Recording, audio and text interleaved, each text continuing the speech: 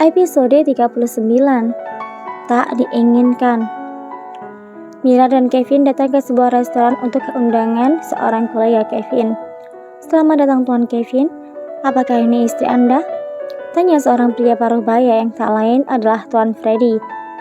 "Maaf membuatmu menunggu Tuan Freddy." "Iya, ini istriku, namanya Mira." "Sayang, ini adalah Tuan Freddy, kolega penting di perusahaanku," ucap Kevin. "Halo Tuan Freddy, senang bertemu dengan Anda kembali," ucap Mira mengulurkan tangannya. "Halo Nona Mira, jadi Anda adalah istri Tuan Kevin?" tanya Tuan Freddy sambil menjabat tangan Mira. "Iya Tuan Freddy, saya adalah istri Kevin," jawab Mira tersenyum. "Wah, sayang sekali ya, Anda sudah menikah. Kalau belum, rencananya aku ingin memperkenalkan putraku kepadamu Nona Mira," ucap Tuan Freddy tergelak. "Apa kalian sudah saling bertemu?" tanya Kevin menatap istrinya. "Iya sayang, Tuan Freddy inilah yang aku ceritakan padamu waktu itu," jawab Mira. "Hahaha, Tuan Kevin, kami bertemu di perusahaanmu waktu itu pada waktu setelah kita membahas kerjasama," ucap Tuan Freddy. "Oh iya Tuan, istriku sudah menceritakannya, tetapi aku yang lupa," jawab Kevin. "Ya sudahlah, sekarang kita mulai acara makan malamnya. Biar nanti aku yang membayarnya," ucap Tuan Freddy. Sebenarnya pria paruh baya itu sudah tahu bahwa Mira adalah istri dari Kevin. Dia sengaja mengajak makan malam Kevin beserta istrinya itu. Entah kenapa tiba-tiba keinginan dia untuk bisa membuat Mira bersama Stuart tidak jadi, dan dia urungkan karena ternyata setelah melihat Kevin dan Mira, mereka seperti saling mencintai sama lain. Biarlah Stuart mendapatkan gadis lain yang masih single. Akhirnya setelah memesan makanan dan makanan pun datang, mereka menikmati makan malam itu. Keesokan harinya, Lindsay datang ke ruang kerja Kevin karena dirinya dipanggil oleh sang atasan. "Lindsay, aku tahu kinerjamu selama ini sangatlah baik, tapi akhir-akhir ini aku sangat tidak suka dengan sikapmu yang selalu membuat malu istriku," ucap Kevin tajam. Lindsay sedikit terkejut ketika Kevin sudah mengetahui peristiwa waktu itu. "Kevin, apa maksudmu?" tanya Lindsay khawatir. "Seharusnya kamu sudah tahu dengan apa yang aku ucapkan," seru Kevin. "Aku tidak mengerti." Kevin berdiri dari duduknya dan berjalan ke arah Lindsay yang duduk di seberang meja kerjanya. "Lindsay, kamu adalah sahabat terbaikku selama ini. Tapi karena kelakuanmu yang sangat tidak patut seperti itu, dengan berat hati aku memecatmu dari perusahaan Benedict Group," ucap Kevin. "Tidak Kevin, jangan pecat aku," seru Lindsay tidak terima. "Itu sudah menjadi keputusanku. Gaji dan bonus untukmu akan segera ditransfer, dan setelah ini sebaiknya kamu segera undur diri," ucap Kevin berjalan membuka pintu ruangannya, mempersilahkan Lindsay untuk pergi dari ruangannya itu. "Kevin, kumohon jangan mencatku. Aku bisa menjelaskan masalah Mira pada waktu itu," seru Lindsay.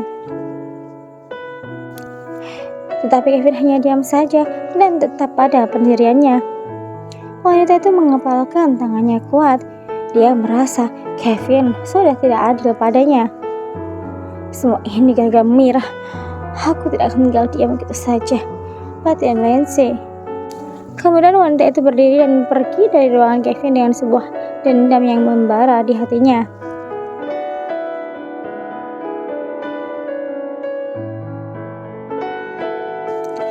Siang itu Mira baru saja pulang dari kantor kakak iparnya Stephen Austin untuk melamar pekerjaan. Pada saat itu WSA Group sedang mencari calon sekretaris baru karena sekretaris lamanya mengundurkan diri. Sungguh sangat bosan apabila Mira harus berdiam diri di apartemen tanpa harus melakukan apa-apa. Mira adalah gadis yang cerdas dan mandiri. Dulu sebelum menikah, dia juga sudah bekerja sebagai sekretaris di sebuah perusahaan. Mira mengemudikan mobilnya perlahan karena pada waktu itu dia sudah hampir sampai di tempat yang akan dia tuju. Sebuah toko kue yang sangat dia inginkan. Entah kenapa dia tiba-tiba merasa sangat ingin makan kue brownies. Membayangkan brownie saja sudah membuat Mira ngiler. Akhirnya dia sampai ke tempat tujuannya dan memarkirkan mobilnya. Saat akan keluar dari dalam mobil, Mira merasa ada sebuah mobil yang sedari tadi mengikutinya. Dia pun menoleh ke belakang, tapi tidak melihat ada mobil yang mencurigakan. Sepertinya hanya perasaanku saja, gumam Mira. Kemudian gadis itu keluar dari mobil dan langsung masuk ke dalam toko kue tersebut. Ponsel Mira berdering. Kemudian gadis itu mengambil ponsel dan melihat siapa yang menelponnya.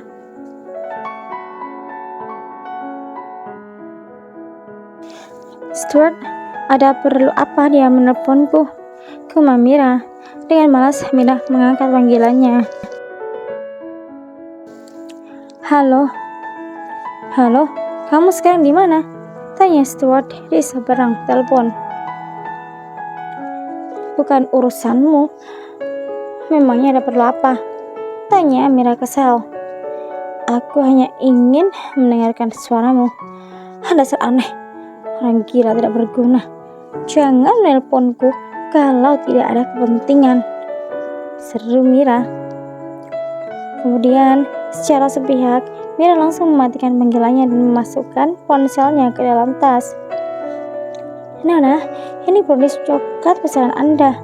Ucap pegawai toko menyerahkan paper bag berisi brownies pesanan Mira. Terima kasih, jawab Mira tersenyum. Setelah membayar pesanannya, gadis itu keluar dari toko kue tersebut. Mira membawa paper bag itu sambil mengambil ponsel dan akan menghubungi suaminya. Rencananya dia ingin pergi ke kantor Kevin untuk minta izin agar dia diperbolehkan kerja kembali. Saat berjalan menuju ke kantornya, tiba-tiba dari belakang ada sebuah mobil berjalan sangat kencang. Mira yang saat itu tidak sadar akan ada bahaya akhirnya hanya bisa menjerit ketika ada seorang yang mendorongnya. Bruk! Mira terjatuh di samping mobilnya. Jerit Mira ketika melihat seseorang yang telah mendorongnya itu tertabrak mobil. Bruk! Mobil berwarna putih itu menabrak seseorang sampai orang itu terpantal sejauh 10 meter dari tempatnya.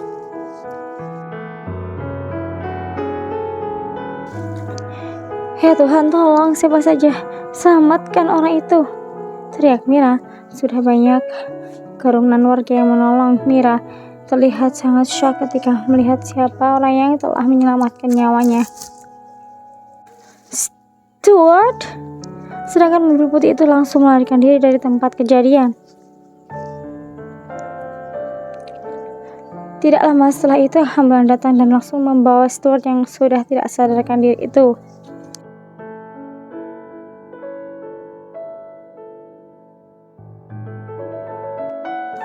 Mira, Kevin, dan Tuan Freddy masih menunggu di depan ruang operasi. Sungguh kejadian tak diinginkan yang menimpa Stuart saat itu. Pria itu telah menyelamatkan nyawa Mira. Gadis itu masih menangis dalam pelukan suaminya. Kevin, aku takut. Aku merasa bersalah, lirih Mira. Tenanglah sayang, semuanya pasti baik-baik saja, ucap Kevin menenangkan istrinya. Tuan Freddy, maafkan aku, ucap Mira masih sesikukan. Tidak Nona, itu bukan salahmu.